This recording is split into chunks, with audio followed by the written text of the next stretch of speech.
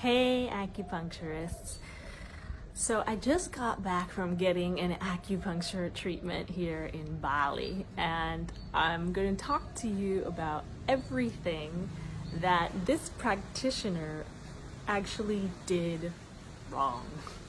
And I don't often use the word wrong, but this guy did a lot of things wrong, and he wasn't Balinese. He was from Austria, I think, and he's been practicing here in Bali for about 13 years. So here's what happened, and here are the lessons that we can learn from this situation. So when I first sat down, he asked if I'd ever had acupuncture before, and I said, yes, I'm actually an acupuncturist. And his response to that was, why are you here? Why don't you just treat yourself?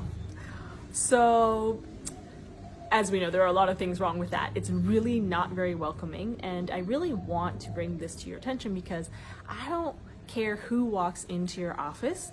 That person is still there for treatment and still there for care. And so I want you to remember that when acupuncturists come into your office. Treat them the exact same way that you would any other patient, because we are there for someone to diagnose us, for someone to, check our tongue, check our pulse, do everything that you would normally do with a normal patient. So number one, he wasn't very welcoming. Number two, I went there because I wanted a back treatment, and I wanted a face cradle so that I didn't have to jank my neck to the side.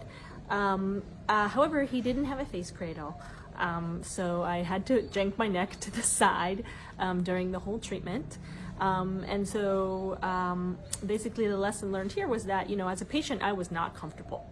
So it's very, very important to make sure that your patients are comfortable physically, also emotionally, but here I'm just talking about just flat out physical comfort. So that's number two. Number three is his needling hurt. And I talk to you guys about this a lot.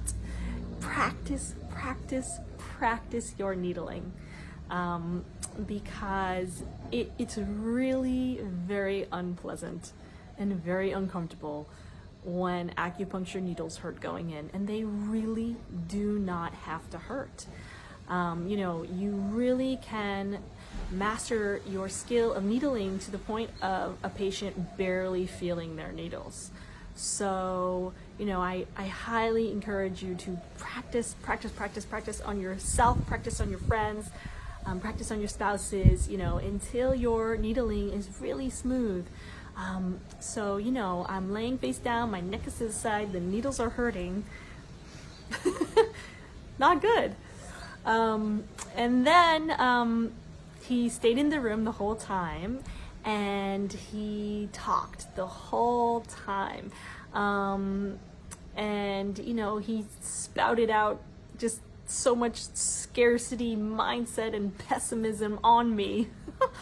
And it was just not enjoyable, and when you're in a space of opening up for a treatment, it can be a very vulnerable space. Your vessels and your channels can be open, so whatever they're spewing at you, can get in you. I need to release that guy's energy from me. So, also, as I talk to you about all the time, we really want to create these beautiful, love-filled, safe, and trusting spaces for the patient to be in. We really want to be able to read our patients. Do they need a little more talking to? Do they just want to relax?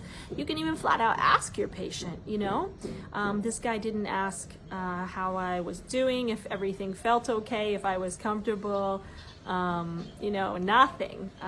It was absolutely not a treatment about me, really. So this guy basically did everything, I'm going to say wrong, and everything that I teach you not to do. So it can be really educational going to get treatments from other practitioners, and seeing what feels good and what doesn't from the viewpoint of the patient. And yeah, that is what I'm sharing with you today, and I'm grateful that I got a back treatment from this acupuncturist, and I wish him nothing but the best. And it was an excellent opportunity to teach and learn from.